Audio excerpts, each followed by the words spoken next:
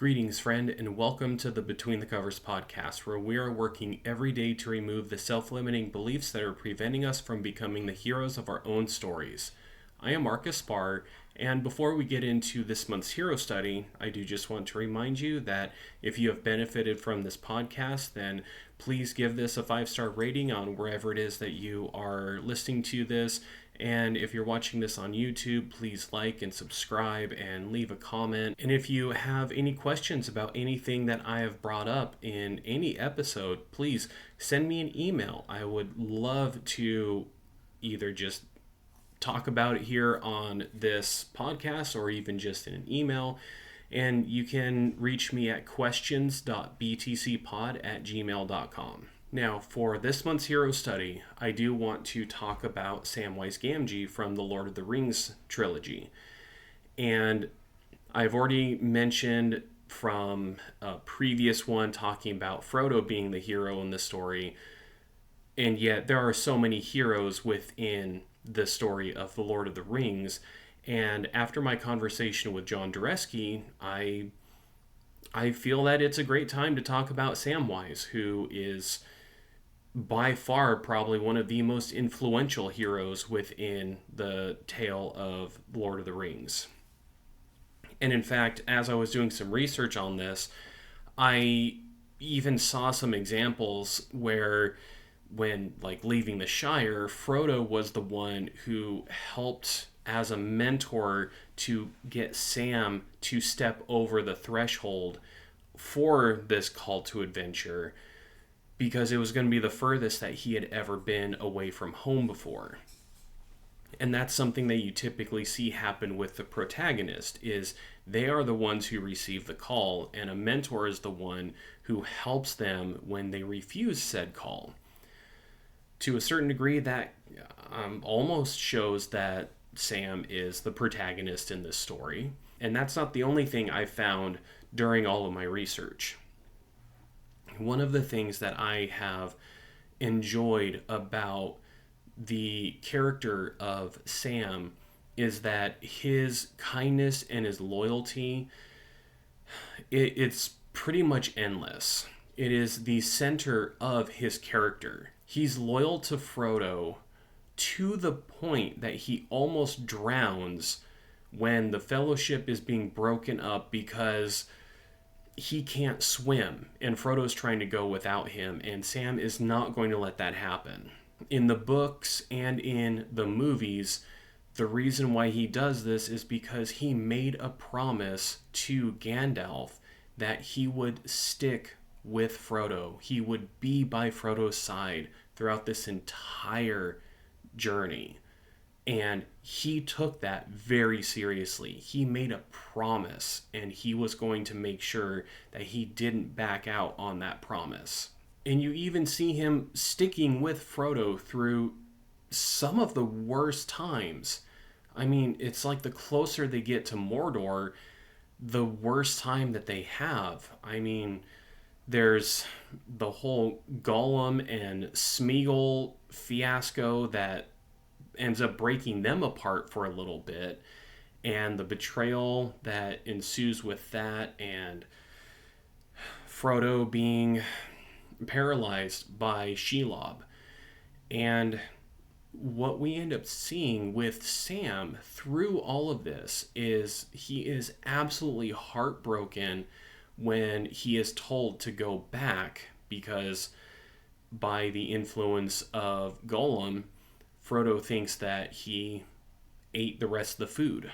And even when Frodo sees him as a liability to the adventure and that he can't be trusted, and Sam knows the truth, he still does what he is told, because it shows up more often in the books than in the movies. In the movies, Sam constantly refers to Frodo as Mr. Frodo, and in the books, he refers to him as Master, because Sam's family have been the gardeners for the occupants of Bag's End in the Shire. And so to him, it's important that he does what he is told.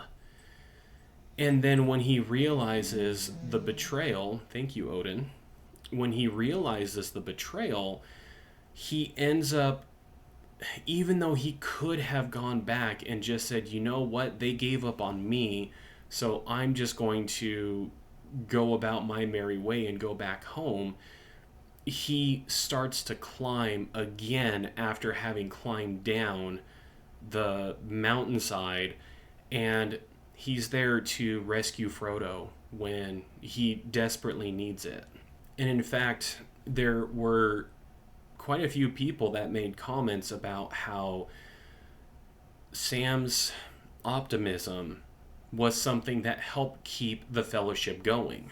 In the book, or in the movie, I don't know which one it's in. Maybe it's The Return of the King, but Sam holds on to a seasoning packet just in case they happen to come across like a chicken or something, and they can have like a fried chicken or boiled chicken or whatever it was. And you'd think, that's what, really, you would bring something like that just in case you happen to have an opportunity for like that fine of a meal when there's really not a whole lot out there. And yet that was the kind of optimism that he had.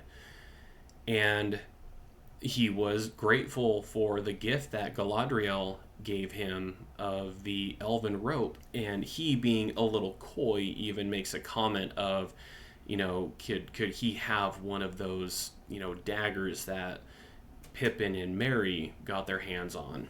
That's pretty telling, because that shows how being a fighter was not necessarily in Sam's character.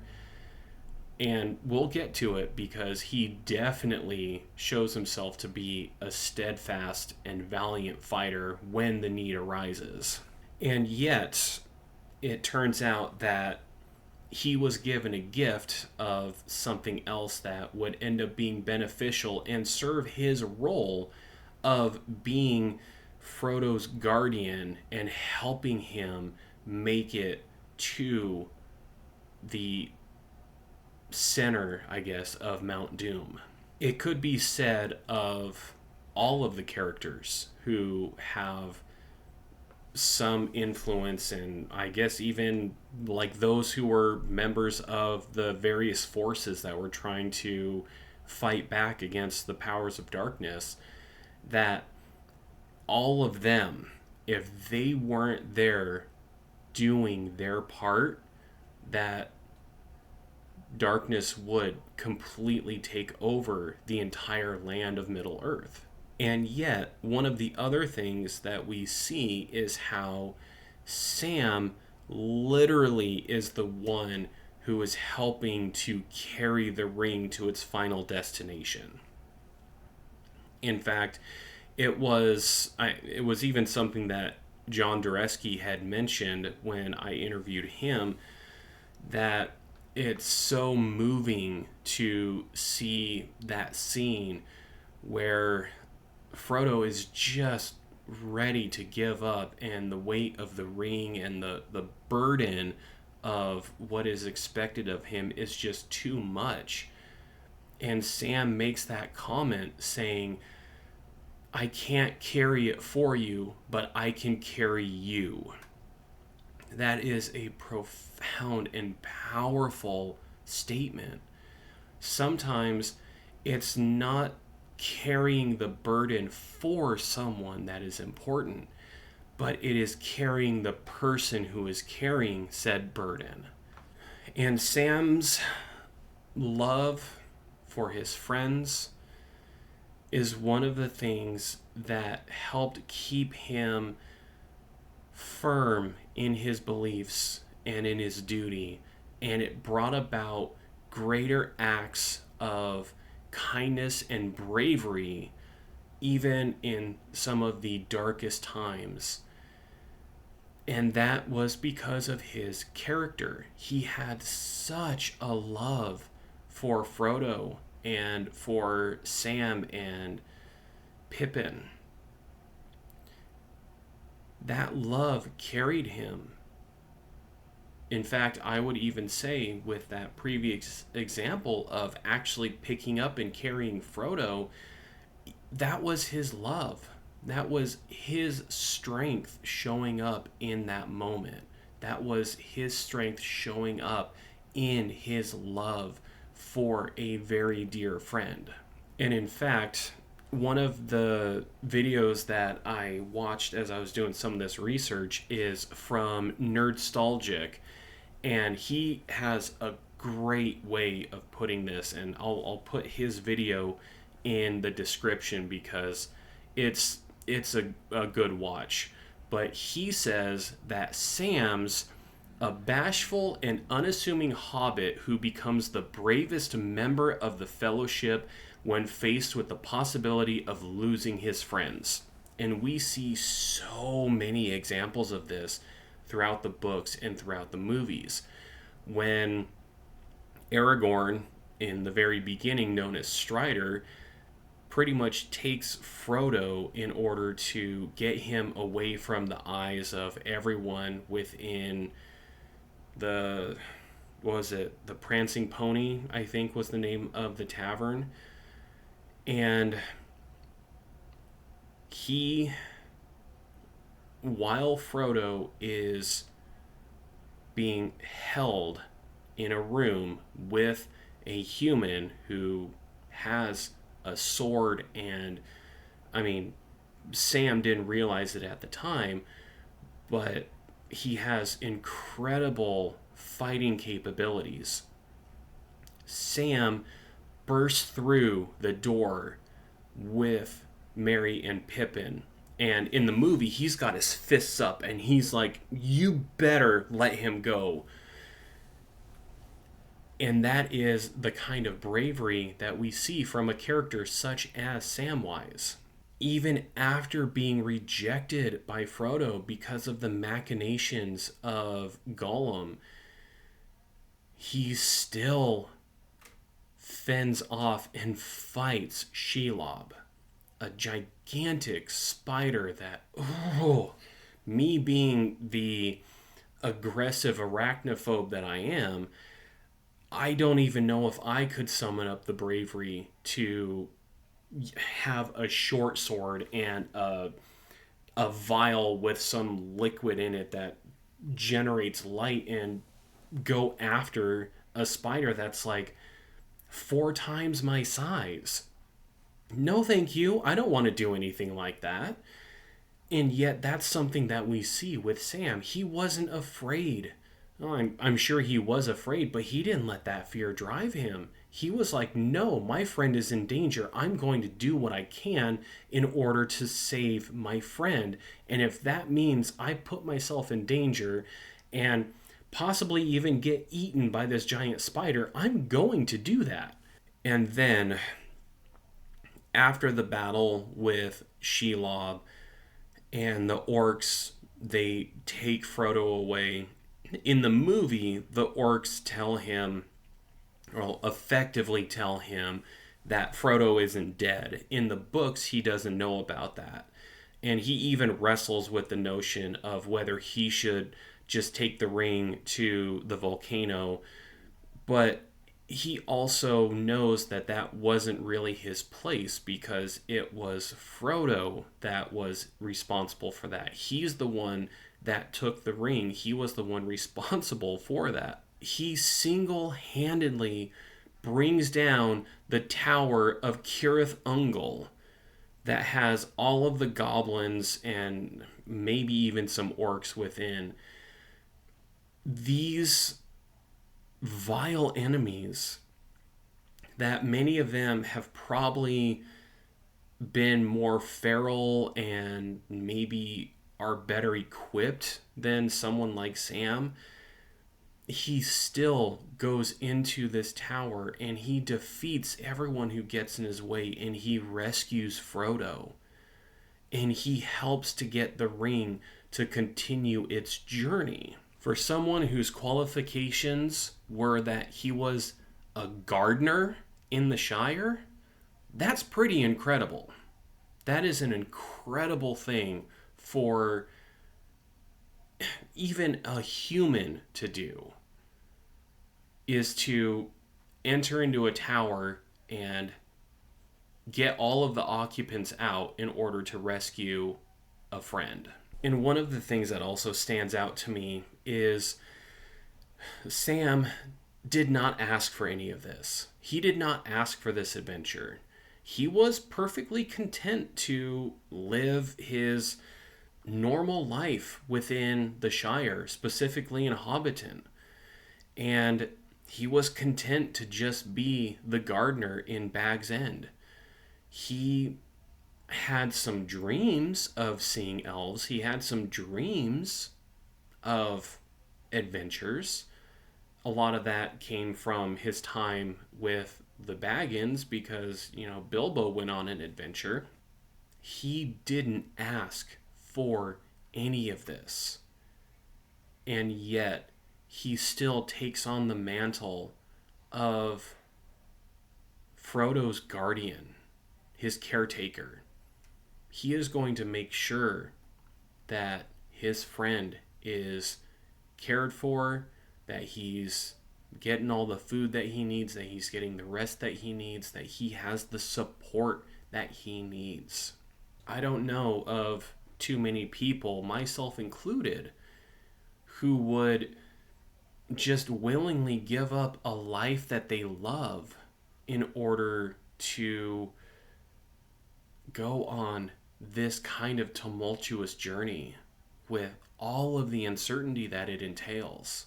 And through all of this, as we see with Sam's character, is he is a true servant. In fact, he embodies this notion of servanthood masculinity. He shows that masculinity and what it is to be a man is not about power and dominance and authority. It's about serving others. And that's one of the things I really want to carry with me. In the work that I do with my clients, I want to be there and serve them. I don't want them to be wasting their time. I don't want them to be wasting their money. I want to be able to serve. I don't want to be the one who is in authority. I don't want to try and climb up power structures and have some kind of dominance over the people around me. We're starting to get into the toxic masculinity at that point. I don't want that. I very much want a servant's like heart that I see with Samwise Gamgee.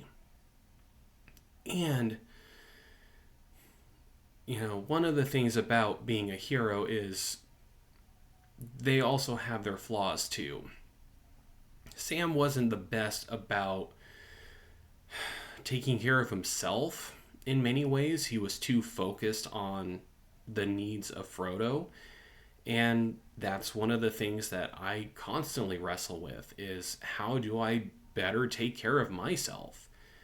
And so I want to look at Sam through these lenses that, he was a little too selfless at times.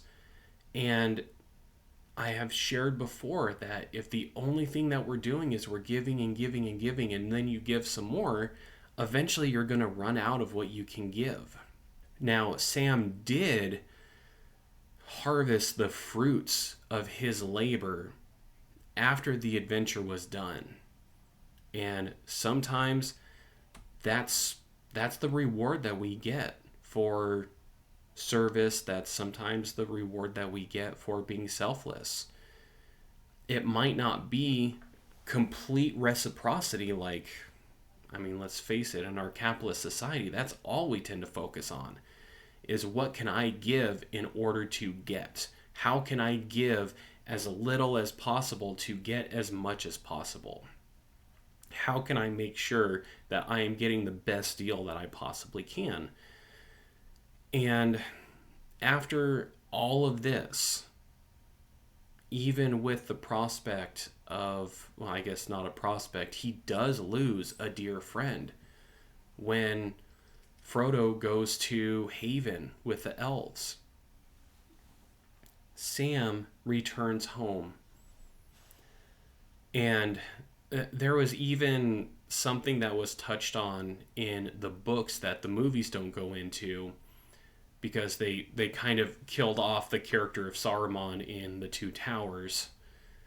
Or maybe it was the very beginning of Return of the King. I forget now. I haven't watched the movies in a long while. But the end of the story is that Saruman and Wormtongue, they effectively get a band of raiders to attack the Shire. And Samwise is one of the first to stand up in order to defend the Shire from these attacks. And with the help of him and Merry and Pippin and all of the other hobbits that they're able to rally to the cause, they're able to push out this serious threat. Some of that is the reward for his service, because he learned how to be brave. He learned how to fight. He learned how to stand up for himself. And because of that, he ends up moving away from being the insecure and bashful gardener to actually propose to the love of his life, Rosie. Something he likely would not have done if it hadn't been for this. And it's hard to have a conversation about Sam without getting into some of the very notable quotes that he is known for in the books and the movies. So I want to use some of Sam's words here in order to inspire us. The first one being, "I may not be able to carry it for you, but I can carry you." Already said, that's powerful. The number of times I have had to be that person that has had to help carry Libby when she is struggling with her mental health. I mean, it's something that even just happened recently, was we had to navigate another very challenging time for mental health. And thankfully we had a lot of support. And I also was one of the people that was having to carry Libby. I could not take that burden away from her, but I could hold her hand and help her take every step necessary to get us through that time. But there is some good in this world, Mr. Frodo, and it's worth fighting for. Oh, this is one that really hits home for me right now, because there is so much shit going on right now that just makes me wonder what is worth fighting for out there.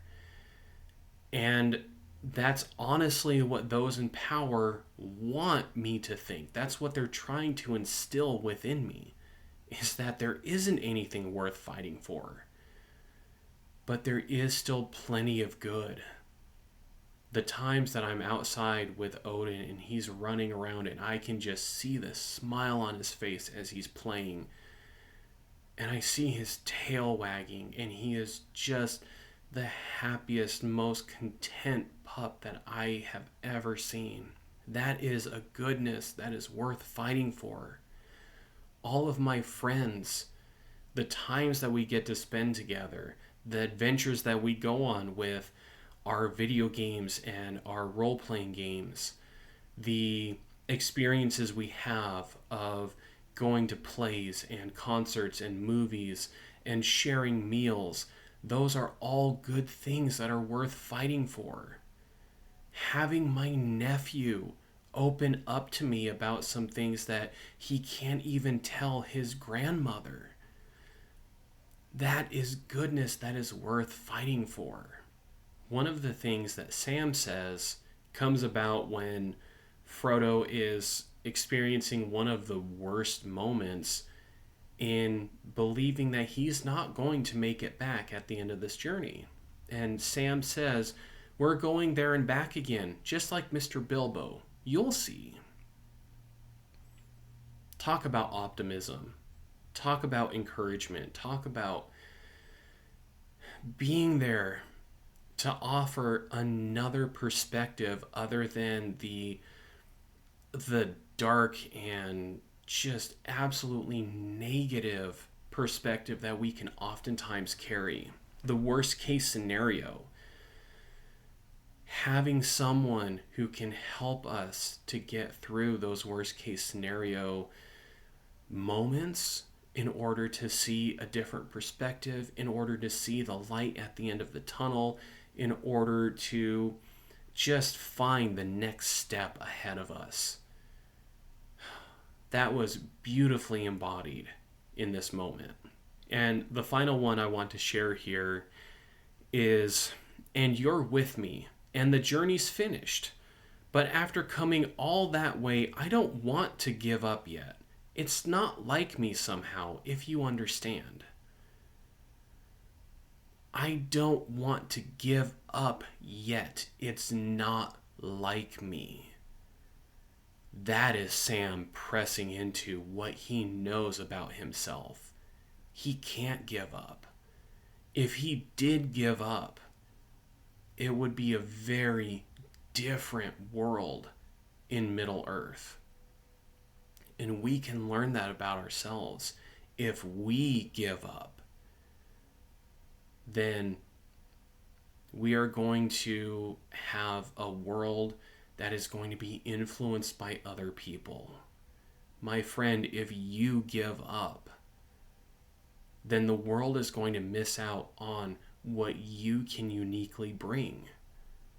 And I also recognize that the same is true for me, that I can't give up.